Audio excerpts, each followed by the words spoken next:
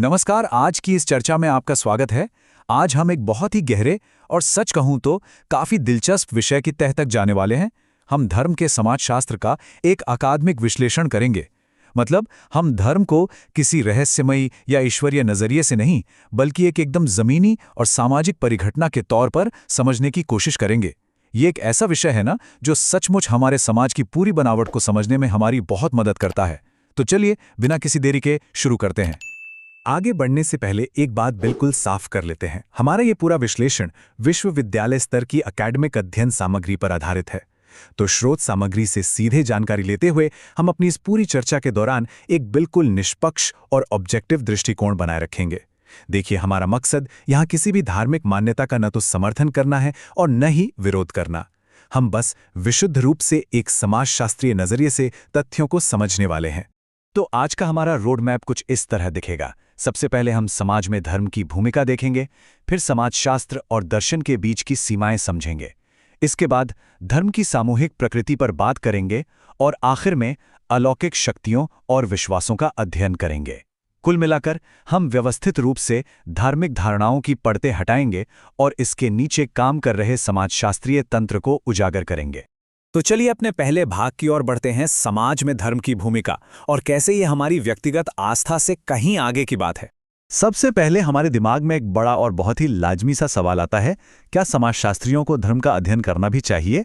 मतलब जरा सोचिए, अगर दार्शनिक और धर्मशास्त्री पहले से ही आस्था, ईश्वर और इन सब चीज़ों का गहराई से अध्ययन कर ही रहे हैं, तो फिर समाजशास्त्रियों को इसमें दखल देने की क्या ज़रूरत है? समाजशास्त्र के पास ऐसा क्या अलग है जो वो इस विषय में जोड़ सकता है? इस सवाल का बेहतरीन जवाब हमें लॉसन और मकॉले के इस शानदार उद्धरण में मिलता है।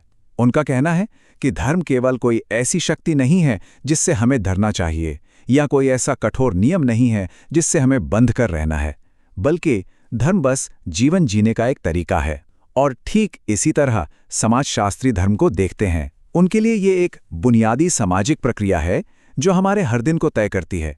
ये हमारी राजनीति से लेकर हमारे अर्थशास्त्र तक हर एक चीज पर गहरा असर डालता है।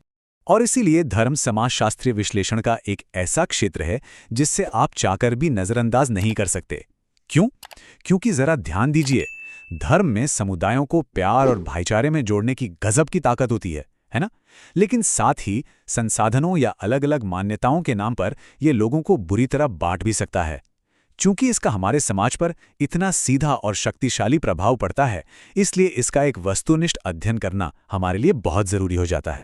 अब आते हैं दूसरे भाग पर, समाजशास्त्र, दर्शनशास्त्र और धर्मशास्त्र।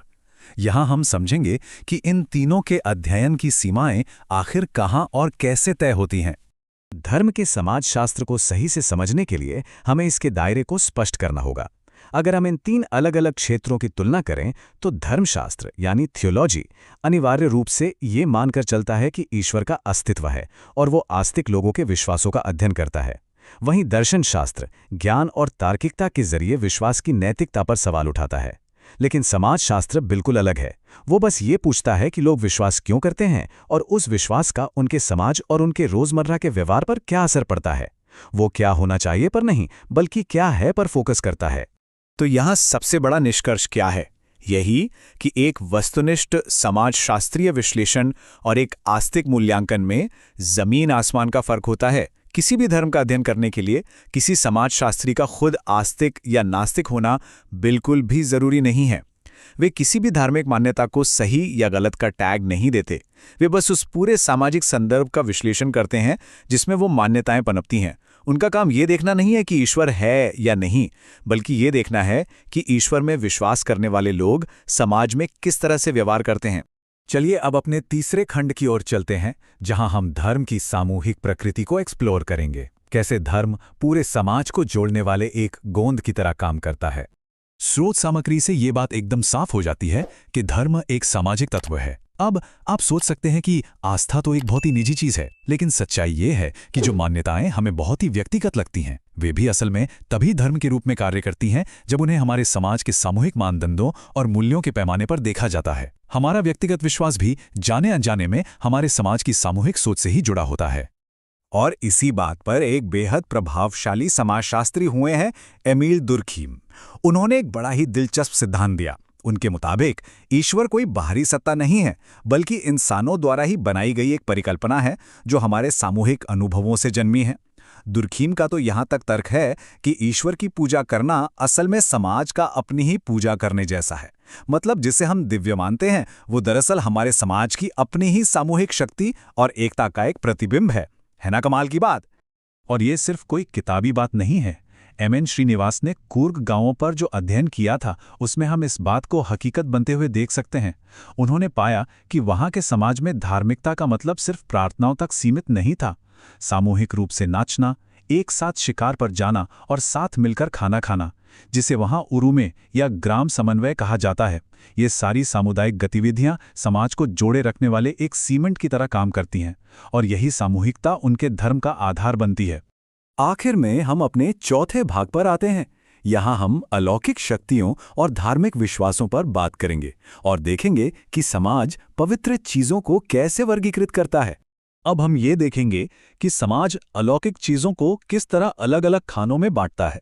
स्रोत में एक बहुत ही रोचक बात बताई गई है कि जरूरी नहीं कि अलौकिक शक्तियां हमेशा अच्छी या दयालु ही हों। समाज दोनों तरह की शक्तियों को मानता है। एक तरफ लाभकारी और तटस्थ शक्तियां होती हैं, जैसे पहाड़ या हवा, और दूसरी तरफ हानिकारक शक्तियां भी होती हैं, जैसे शैतान या बुरी आत्माएं।